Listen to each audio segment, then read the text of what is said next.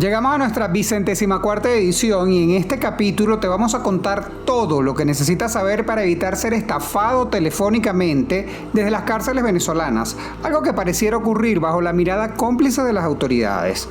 Luego te vamos a contar sobre las acciones que se adelantan desde la Corte Penal Internacional para recoger los testimonios de las víctimas del chavismo-madurismo y para cerrar, revelaremos el nuevo engaño del Estado venezolano a la comunidad LGTBIQ+, quienes llevan más de 2 meses esperando la autorización del Consejo Nacional Electoral para poder cambiar su identidad. Pónganse cómodos, esto está por comenzar. Bienvenidos a 3 en 1, tu suplemento informativo semanal con todo lo que necesitas saber de los portales Runrunes, Tal Cual y El Pitazo. A partir de este momento queremos invitarte a que disfrutes en los próximos minutos de los reportajes más destacados en estos 3 medios digitales. Siéntate, relájate y tómate el 3 en 1 de esta semana. ¿Qué tal? ¿Cómo están? Un gusto saludarlos. Les habla una vez más Luis David Miquileni y tengo el enorme placer de darles la bienvenida a nuestro episodio número 204 del 3 en 1, un condensado de información que recoge lo mejor de los portales El Pitazo, runrun.es, mejor conocido como Runrunes y Tal Cual. A la fecha de hoy, 3 de marzo del 2023, ya tenemos 155 semanas desde que fue decretado el estado de alarma por la llegada del coronavirus a Venezuela. No nos vamos a cansar de pedirles a todos ustedes que por favor mantengan las medidas de bioseguridad que puedan garantizar su seguridad y la de sus seres queridos.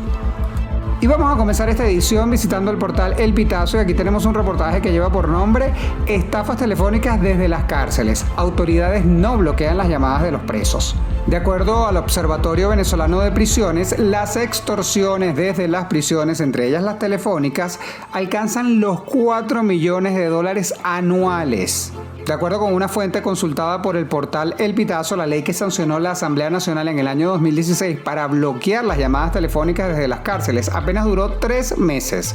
La norma contempla una pena de 3 a 6 años para aquellos que introduzcan un celular o equipos de internet a las prisiones.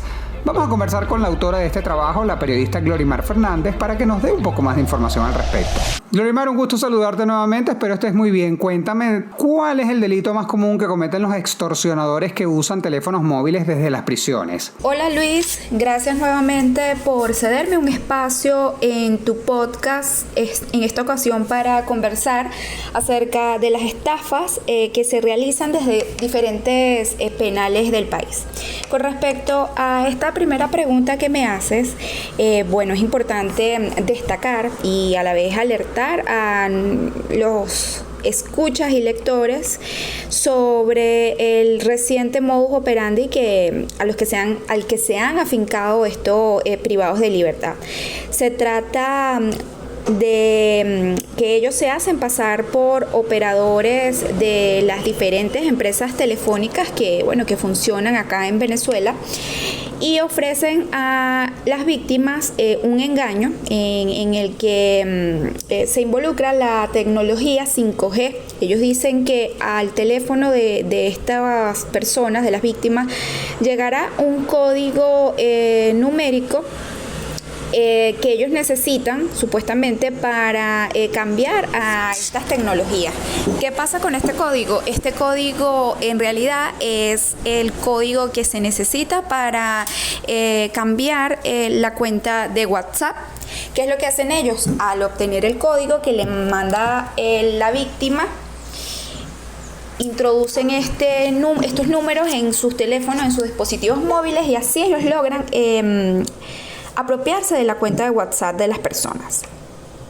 ¿Cuál es la recomendación de autoridades policiales para disminuir este tipo de delito? ¿Cuál es la principal recomendación? Pues abstenerse de recibir, de atender a este tipo de personas, ya que los agentes autorizados jamás van a llamar a ningún número para pedirle ningún código ni ofrecerle tecnología 5G.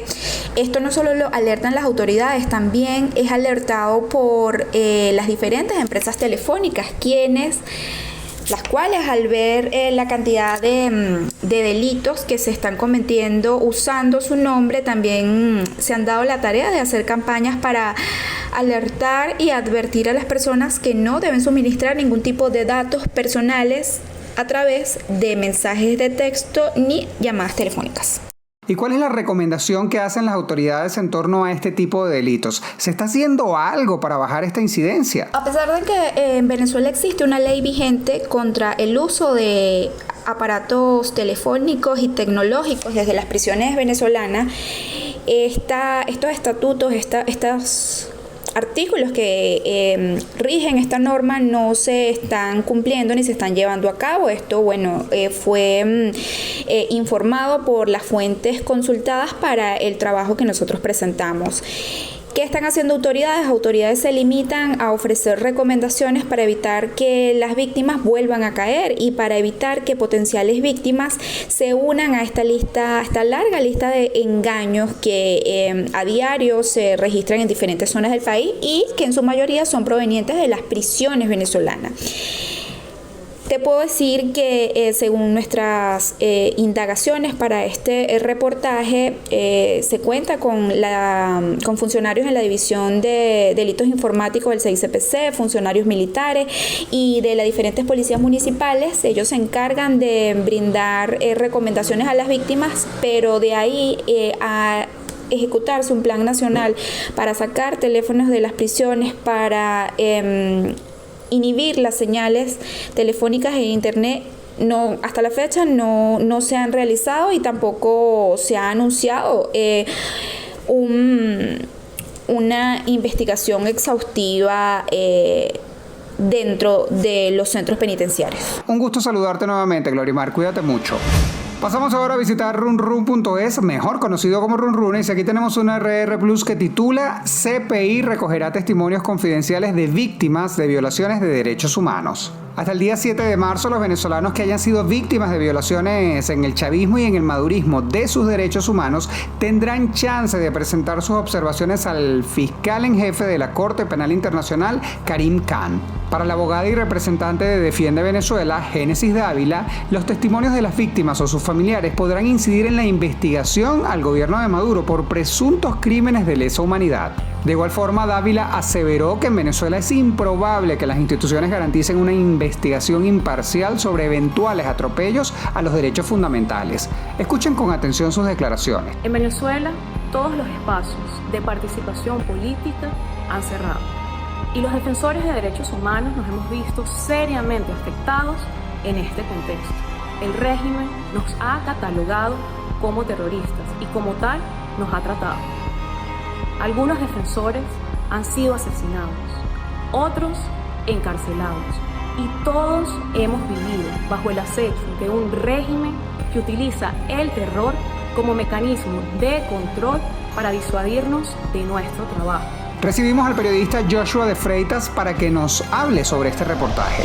Joshua, un gusto saludarte, bienvenido al podcast, bienvenido al 3 en 1. Tengo dos preguntas, la primera es, ¿no es peligroso para las víctimas denunciar al régimen de Maduro estando en Venezuela? ¿Qué puede hacer la CPI para proteger a estas personas? En esta fase de la investigación, conocida como la sección para la participación de las víctimas y las reparaciones, va a ser consultada exclusivamente por los jueces de la Corte Penal Internacional. Ningún ente político ni judicial venezolano tiene el derecho a solicitar los formularios enviados por las víctimas de violaciones a sus derechos humanos, sus familiares o las ONGs que lo representan. Así lo estableció la propia Corte Penal Internacional en su página web. Del mismo modo, Karim Khan, el fiscal en jefe de la CPI, notificó que estos formularios son una base fundamental para que las víctimas y las ONG que las representan expresen si se sienten amenazadas y sin garantías judiciales. Recordemos que el gabinete de Nicolás Maduro exhortó a la CPI de hacer sus investigaciones en noviembre del 2022 y el alto comisionado de la ONU, en su última visita a Venezuela este año, indicó que aún no existe una independencia de poderes en el sistema judicial venezolano y en el poder ejecutivo. ¿Y cómo afecta el proyecto de ley que impulsa la Asamblea Nacional Chavista para controlar las ONG a este tipo de iniciativas? La Ley de Fiscalización, Regulación, Actuación y Financiamiento de las ONG y afines busca reducir aún más los derechos humanos de toda la población venezolana. Como su nombre tan largo lo dice, pretende controlar todos los aspectos de la libertad de asociación en Venezuela. Tanto Amnistía Internacional como Human Rights Watch establecen que la investigación de la Corte Penal Internacional no se cerraría o separaría si se aprobara esta ley, pero haría de un proceso de justicia que lleva años a tomar décadas. Esto es porque las ONGs venezolanas son el principal registro de todas las violaciones de derechos humanos que ha tenido el país durante las últimas décadas, contando las 334 muertes en contexto de protestas y los 257 presos políticos que aún siguen recluidos en el país. Además, las ONG son los principales entes que tienen apoyo legal a las víctimas y a los familiares de estas violaciones a los derechos humanos. Bajo este contexto, Ignacio Hoptis, abogado especialista en derechos humanos, especificó que para el momento de la publicación de este reportaje en Runrunes, la CPI recogió más de 400 formularios, de los cuales todos indicaron de que no existen garantías en Venezuela a nivel judicial para llegar a un debido proceso y todas se sienten vulnerables frente al Estado, que les puede infringir de manera física, mental y moral. Un gusto recibirte acá en el podcast, Joshua. Cuídate.